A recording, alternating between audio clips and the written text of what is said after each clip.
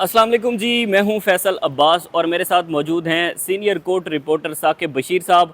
अज़हर मशवानी के भाइयों की बाजियाबी का मामला है और इस हवाले से जस्टिस मियां गुल हसन औरंगज़ेब की अदालत में आज बड़ी धमाकेदार किस्म की समाअत हुई है। साकिब बशीर साहब, सबसे पहले तो ये बताएं कि क्या अपडेट्स हैं इस हवाले से। अज़हर मशवानी के भाइयों को रिकवर करके आज अदालत में पेश करने का हुक्म दिया गया था, लेकिन वो रिकवरी नहीं हो सकी। अटॉर्नी जनरल को खुसूसी तौर पर बुलाया गया था और अटॉर्नी जनरल भी आए और चले गए और उन्होंने ये कहा है कि कल या परसों मेरी मुलाकात है प्राइम मिनिस्टर शहबाज शरीफ से, उनसे मैं मुलाकात करके इस हवाले से अदालत को फर्दर आगाह करूँगा। ये क्रक्स है आज की जो प्रोसीडिंग है, उसमें जो मोहलत है वो जुमरात तक दी गई है जो अटॉर्नी जनरल को, और उम्मीद अदालत ने लगाई है अटॉर्नी जनरल से कि वो जो है वो उनको रिकवर करा के अदालत के सामने पेश करेंगे। एक फैज़ान है जो भी पीटीआई के कारकुन हैं जो लापता हैं इस्लामाबाद से, उनकी रिकवरी का केस भी आज ही समाअत के लिए मुकर्रर था। लेकिन सबसे जो इंटरेस्टिंग जो पहलू है, एक तो सीसीटीवी फुटेज अदालत ने मंगवाई है कि आइंदा समाअत पर वो सीसीटीवी फुटेज कमरा अदालत में चलाई जाएगी। लेकिन मुझे ये बताया गया है कि लाहौर हाई कोर्ट में जब ये केस समाअत के लिए वहाँ पे मुकर्रर था, समाअतें होती रही हैं, तो CCTV footage Lahore high court में पेश की गई थी और वो शायद वो चलाई भी गई हो, लेकिन लाहौर हाई कोर्ट में ये रिकवरी हो नहीं सकी। उसके बाद जो है वो यहाँ पे मामला आया है। और दूसरा जो बैकग्राउंड है इस सारे मामले का, एक बैकग्राउंड है, क्योंकि बाबर वान साहब उन्होंने अदालत को ये बताया कि जो अज़हर मशवानी है ये अपने फैमिली में 4 मर्द हैं, एक उनके वालिद हैं, वो खुद है अज़हर मशवानी, और उनके 2 भाई हैं। अब उनके वालिद जो है, उनके वालिद से उन्होंने बताया कि उनको उठाया गया कोई 10 रोज़ के लिए शायद, और उनको जो है वो बाद में छोड़ दिया गया। फिर अज़हर मशवानी को उठाया गया, अज़हर मशवानी को छोड़ दिया गया। वापस जब अज़हर मशवानी आए तो उन्होंने कोई बयान भी 164 का बयान भी रिकॉर्ड कराया, ये भी उन्होंने बताया अदालत को। इसके अलावा उन्होंने बताया कि जो 2 प्रोफेसर हैं, ये अज़हर मशवानी के भाई हैं, दोनों प्रोफेसर हैं और नॉन पॉलिटिकल है, उनके सियासत के साथ कोई ताल्लुक नहीं है, और उनको जून से उठाया हुआ है और जून से अब तक जो है वो उनको बाजियाब नहीं करवाया गया। उसके अलावा अदालत ने उनसे पूछा कि उनकी जो कहाँ वो पढ़ाते हैं, फिर सीवीज की बात आई कि सीवीज मांगी है अदालत ने कि उनकी सीवीज जो है वो अदालत में दी जाएँ। मजमूई तौर पर जो अटॉर्नी जनरल भी जब पेश हुए थे अदालत के सामने, तो अदालत ने उनके सामने वो जो दुख है, वो दर्द है जो इन लापता फैमिली के जो दुख दर्द महसूस करती है, उसके हवाले से एहसास दिलाने की कोशिश की अटॉर्नी जनरल को कि स्टेट कम से कम एहसास करे, क्योंकि जो वजारत दिफा आती है वो कहती है हमें मालूम नहीं, वजारत दाखिला आती है वो कहती है हमें मालूम नहीं, पुलिस कहती है हमें मालूम नहीं, FIA भी यही बयान जो है वो देती है, अदालत को यही बताती है कि हमें कुछ मालूम नहीं। तो ये एक स्टेट फेलियर भी है एक एंड पे। उन्होंने कहा कि अगर कोई इंडिविजुअल अगर कोई ये एक्ट करे, किसी बंदे को जो है वो इसी तरह लापता कर दे, किसी बंदे को उठा ले, तो या कोई स्टेट का कोई एहलकार या स्टेट के एहलकार जो है वो किसी बंदे को लापता कर देते हैं, तो दोनों सूरतों में ये एक क्रिमिनल एक्ट है। इसको जो है वो आप इग्नोर नहीं कर सकते। और अगर स्टेट ये कहती है कि हमें कुछ मालूम नहीं अपने उन शहरियों का जिनका सियासत से कोई लेना देना नहीं, तो ये भी एक स्टेट फेलियर के उस जुमरे में आता है। और जो लोग इन अदालतों के सामने आते हैं, सबसे बड़ी बात उन्होंने ये की कि वो एक होप लेके आते हैं, वो फैमिली एक होप लेके आती है। जिस तरह आज की जो समाअत थी उसमें आपने देखा कि जो फैजान के वालिद थे वो बड़ी, उनकी जो जज्बाती, तो मेरे ख्याल में अल्फाज ही कम है, वो बहुत ज्यादा अबदीदा भी हो गए अदालत में। बड़ा एक दर्दनाक किस्म के उनके अल्फाज थे जो वो बोल रहे थे, जो वो कह रहे थे अदालत के सामने कि उनकी जो वाइफ हैं वो भी 75 एज की हैं, वो खुद 76 या 78 जो है वो उनकी उम्र है, वो रोजाना मरते हैं, रोजाना जीते हैं, सुबह से शाम तक उनकी ये पोजीशन है। और उन्होंने बड़ा जो है वो एक बददिली थी जो स्टेट से, रियासत से, कि वो क्या हो रहा है, उनके साथ क्या हो रहा है। उनका एक बच्चा था जो अवान सदर में शायद जो फोटोग्राफी करता था, बाद में ये बताया गया कि बाद में PTI के साथ भी फोटोग्राफी करता रहा, और उसका कोई ट्विटर हैंडल, कोई अकाउंट भी नहीं है, कोई वो डिजिटल भी मीडिया पे कोई एक्टिव भी नहीं है। इसके बावजूद जो है वो लापता है। तो अल्टीमेटली अदालत जो है वो इसका दुख दर्द तो अलग बात है, ऑर्डर्स जो है वो अदालत कर रही है। अदालत ने जो फैजान के वालिद थे, फिर वो जो बोलते गए उनको रोका भी नहीं है। लेकिन इसमें जो जस्टिस मियां गुल हसन औरंगज़ेब हैं, उन्होंने एक और बात भी की। उन्होंने अटॉर्नी जनरल को मुखातब करते हुए किसी वाक़े का जिक्र किया। उस वाक़े में भी मेरे ख्याल में कोई दर्द था, जो जैसा बता रहे थे कि वो दर्द मैंने खुद महसूस किया है, और आप ये जानते हैं मैं किस वाक़े की बात कर रहा हूँ। अब वो कौन सा वाक़या था या किस हवाले से वो बात कर रहे थे। अल्टीमेटली जो जज हो, मेरा ख्याल है, या अटॉर्नी जनरल हो या प्रोसिक्यूशन की साइड से खड़ा हुआ कोई वकील हो या डिफेंस की साइड खड़ा हुआ वकील हो, आम शहरी हो, किसी का कोई प्यारा जब लापता हो जाता है तो उसके लापता होने पर दुख दर्द तो मेरे ख्याल में बहुत छोटी बात है कि उनको पता नहीं होता कि वो वापस आएगा नहीं आएगा, किस हालत में वापस आएगा।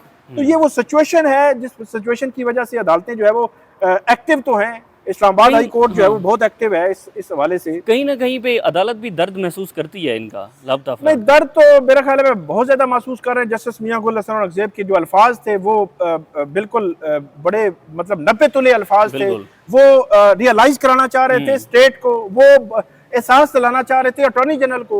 उन्होंने कहा कि हमें उम्मीद है कि आप जुमरात तक जो है वो इन लोगों को रिकवर करके जो है वो लाएंगे। इसके अलावा एक और जो फैक्टर है बहुत इंपॉर्टेंट है कि जो लाहौर हाई कोर्ट है उसके लाहौर हाई कोर्ट में ये सारे लोगों की पिटीशन लाहौर हाई कोर्ट में थी। अच्छा, लाहौर हाई कोर्ट से पहले शहबाज गिल की पिटीशन यहाँ पे आती है, वहां से वो वापस लेते हैं, यहाँ पे आ जाते हैं। फिर अजहर मशवानी के जो भाई हैं इनकी जो पिटीशन थी हेबियस की, वो वहां से वापस लेते हैं, यहाँ पे आ जाते हैं। आज एक और पिटीशन यहाँ पे आ गई है जो लाहौर हाई कोर्ट में जो है वो लापता थे, उनकी पिटीशन वहां पे थी, वहां से उन्होंने वापस ली, इस्लामाबाद हाई कोर्ट आ गए। तो इस्लामाबाद हाई कोर्ट इस हवाले से बाजियाब जो लापता अफराद हैं उनके केसेस के हवाले से कितनी मैच्योरिटी के साथ जो है वो देखा सुना जाता है, उसके हवाले से एक मरकज जो है वो इस्लामाबाद हाई कोर्ट बनती जा रही है। उसकी एक वजह है जस्टिस मोहसिन अख्तर कियानी जो है पिछले तकरीबन अगर 1.5-2 माह की बात करें तो 4-5 लोग ऐसे हैं जिनको जस्टिस मोहसिन अख्तर कियानी उन्होंने बाजियाब कराया उनके सख्त ऑर्डर्स से, जिसकी वजह से वो बाजियाब हुए।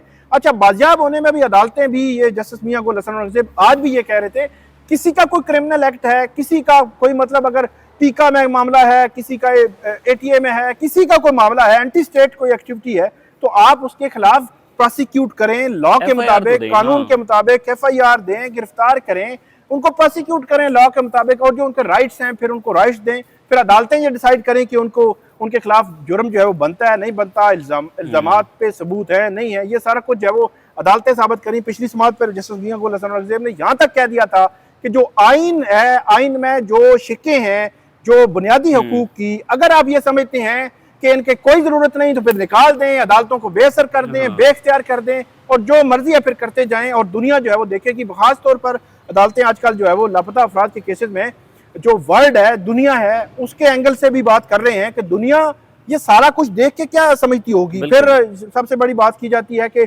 सरमायाकारी यहाँ पे लाने के लिए कि सरमायाकार अगर आना चाह रहा है तो आप उसको क्या मैसेज दे रहे हैं कि यहाँ आप आएंगे, आप लापता, अगर आप नहीं तो आपका कोई और, या कोई मतलब यहाँ पे लापता भी लोग हो जाते हैं, फिर उनका पता ही नहीं चलता, फिर स्टेट कहती है हमें मालूम भी नहीं है, फिर वो बंदा वापस भी आ जाता है। तो ये वो सारा एक सिनेरियो है, एक पूरा एक आप ये कह सकते हैं कि पूरा एक सिस्टम है जिसको जो मेरे ख्याल में ख़त्म करने की ज़रूरत है।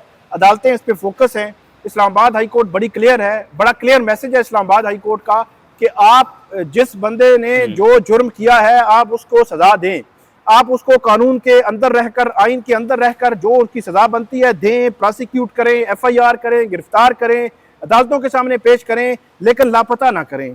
लोगों को जो है वो इस तरह लापता करने से जो तासुर है दुनिया में, वर्ल्ड के सामने, वो बहुत बुरा जो तासुर पड़ रहा है, और इसके असरात भी पाकिस्तान की डेफिनेटली जो ओवरऑल सिचुएशन है उस पर जो है वो बड़े नेगेटिव असरात पड़ते हैं। अदालतें इस तरफ कह रही हैं, लेकिन हुकूमत वक़्त को अगर अंदाजा लगाया जाए कि हुकूमत को कोई असर पड़ रहा है, कोई असर नहीं है हुकूमत को। यही मुस्लिम लीग नून थी जो जिन्होंने सब कुछ भुगता पिछले 4-5 सालों में, 2018 से 2017 से ऑनवर्ड 2021-22 तक, लेकिन उनको ये होना कि उसका कोई असर हुआ हो कि उन्होंने खुद भुगता है, उनके खुद लोगों के खिलाफ स्टेट जो है वो इस्तेमाल हुई है, FIA पुलिस इस्तेमाल हुई है, नैब इस्तेमाल हुई है। आज वो अपने मुखालफिन के खिलाफ पुलिस इस्तेमाल कर रहे हैं, नैब, FIA, कहीं ना कहीं हमें नजर आता है कि वो जो है वो पॉलिटिकल इंजीनियरिंग के मामलात में जो है वो इस्तेमाल होती है।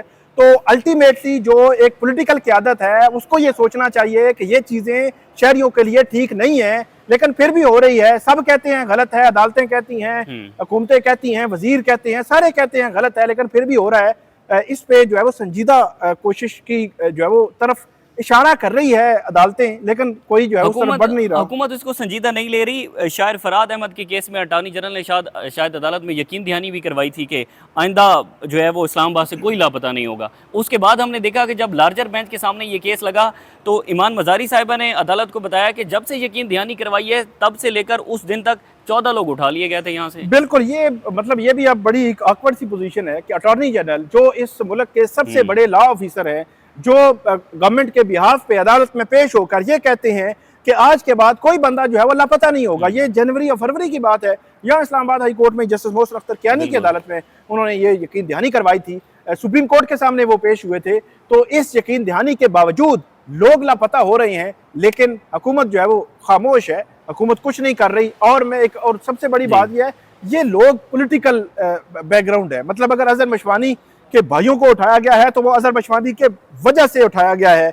अदालत ने आज ये कहा, बेटा जो है वो अब ये नहीं कह सकते कि बेटे को उठा लें, बाप का जो है वो कोई जुर्म है, अब बाप को उठा लें कि बेटे का कोई जुर्म है। तो ये जो है वो मुनासिब नहीं है। इस तरह जो है वो आप लेकर चलें और इस तरह अल्टीमेटली नेगेटिव असरात पड़ते हैं, पॉजिटिविटी कहीं पे जो है वो नहीं बनती। ठीक है जी, बहुत बहुत शुक्रिया। साकिब बशीर साहब हमारे साथ मौजूद थे। मजीद जो भी तफसीलात होंगी आपके साथ शेयर करते रहेंगे। हमें इजाज़त दीजिए। अल्लाह हाफ़िज़। एक छोटी सी मैं